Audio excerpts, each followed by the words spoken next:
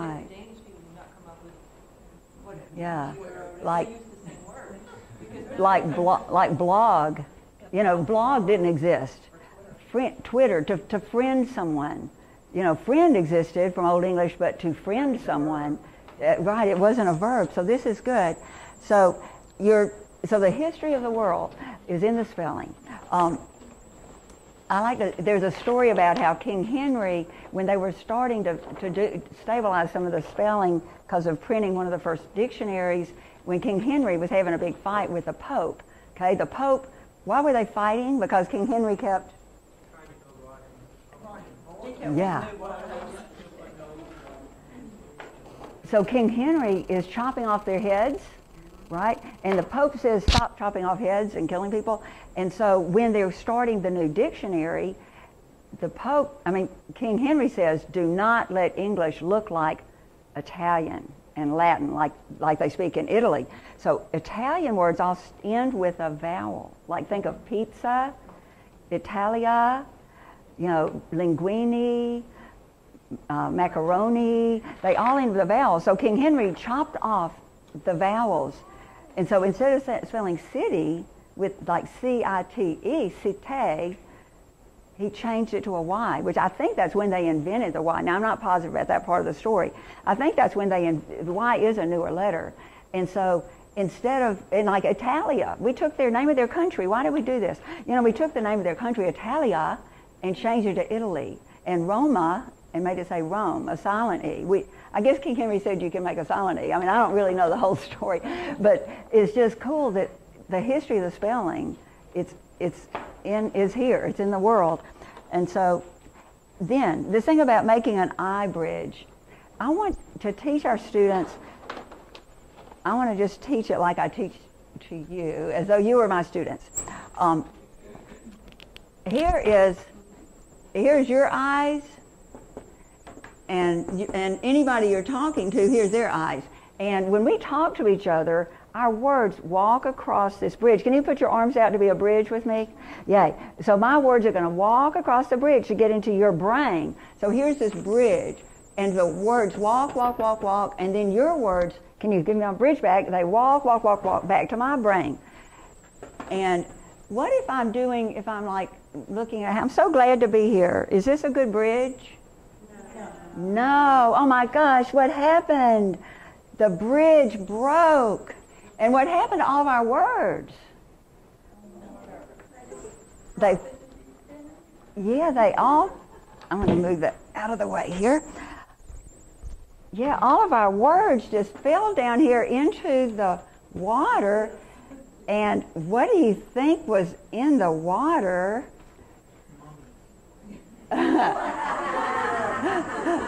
So what was in the water that ate up our words?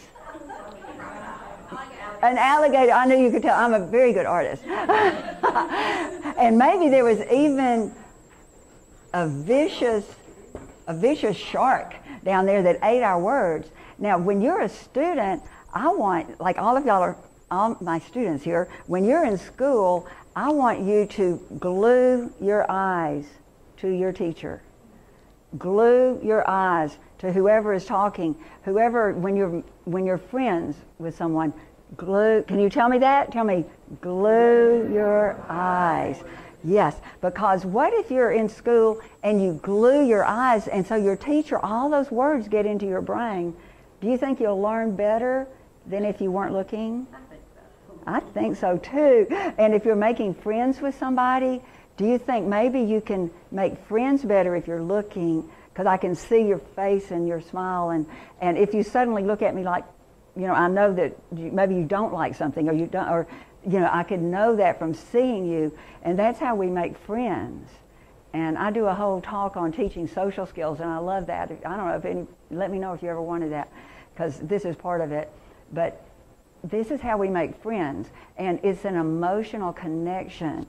And think if you went through all day and never looked at anybody in the eyes, it would be depressing. I mean, it is depressing, and a lot of people go through life not looking, and they're not getting those words in their brain, and they're not getting those emotional connections.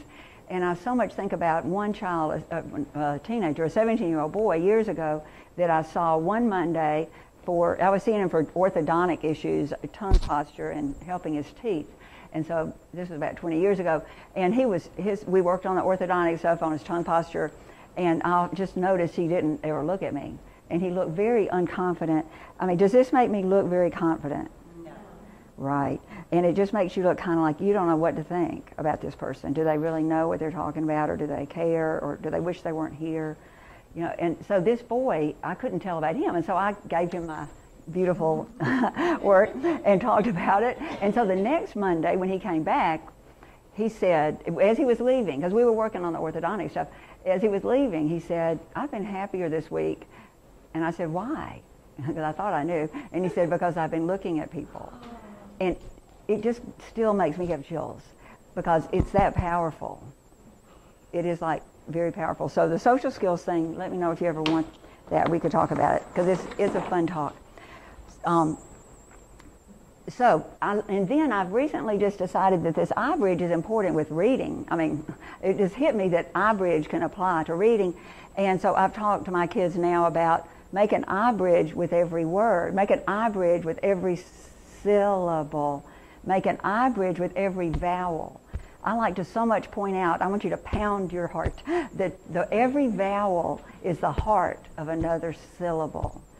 Every time you hear another vowel, I mean, you might see, like in the word meat, M-E-E-T, M-E-A or E, you don't have two hearts there, because you just hear it once, eat. Every time you hear another vowel, that's the heart of a syllable. And so I tell my kids, if you can make an iBridge with every heart, every vowel, or dot. I love to do this, which is the newspaper. Just take the headlines on the newspaper, and we each have a magic marker, and just dot the vowels and just read the headlines. On the sports page, something that's fun to read, like Auburn wins. But we would do on every vowel, Auburn wins, or Alabama. Just doesn't win. But I'm afraid they will, but anyway. But dotting the vowels, I think that's a big, cool thing to do. And it's because it's pulling their eye to every vowel that they hear. And so that's a big deal. And then, okay, we've talked about that. Okay, word origins, like we're about all these new words. I'm going to start at the bottom here. Okay, we've talked a lot about Old English anyway, and you have that other little thing here. Some of them are yellow and some of them are white, but this is from William Van Cleve.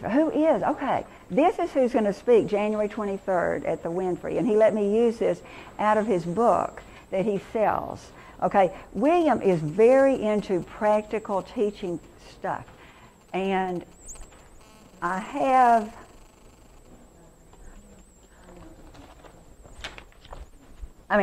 not making money off this or anything, but this is William's little catalog. And it's really good. I own a lot of what William has put out, and he sent me these so I could give them to you. I'm not pushing things, but they're really useful, and you might find something you want to get or look at. Copy this? Would that be feasible? Well, I don't know. I'm not sure, because I asked him if I could, and he said I could, but we can talk from it. Yes, the book that this is in, it's the very first thing in this little catalog. It's called Everything You Ever Wanted to Know and Where to Find It. William is very humble.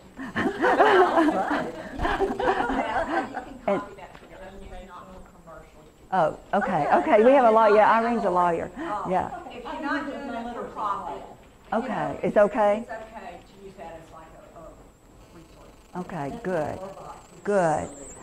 So where he has about like 20% English, most of our words, is more like 20% of the dictionary words are Old English, and then Latin, I think this is correct, I hope I'm not wrong here, that 55% of the words in the dictionary are going to be Latin, or like in a science textbook, like 60 or